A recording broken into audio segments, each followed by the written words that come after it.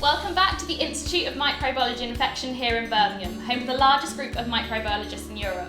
World Antibiotic Awareness Week takes place from the 14th to the 20th of November, and we've come to find out more about the problem of antibiotic resistance and what we're doing to combat it.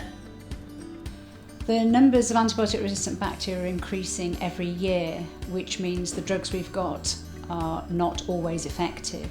So if we increase awareness that there is a problem, hopefully people won't need to ask for these drugs when they're not necessary. So we don't need them for coughs and colds, for instance. Bacteria resistant to antibiotics occur in two ways, both of which are really driven by evolution. So the first way is bacteria can have sex with each other and transfer drug resistance genes. And the second way is that bacteria can change when exposed to an antibiotic, and they can accumulate very small changes in their DNA, a mutation.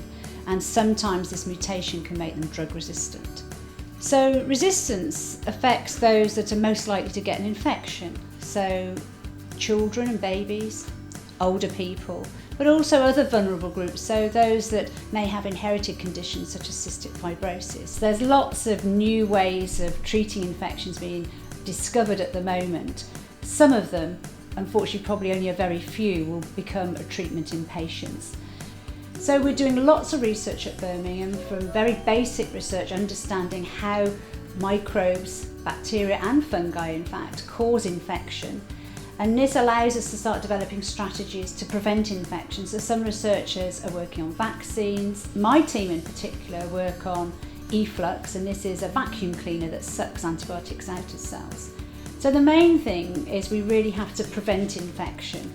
We don't have many cures left, and certainly very few new ones being developed, so we need to prevent, and that means not spreading infection around and being really careful with infection control. You have to remember we don't live in a sterile world, so we shouldn't be using antibacterial wipes all the time. We only need to prevent infection for those that we don't want to catch it. So if you're with a newborn baby, for instance, don't go and visit them.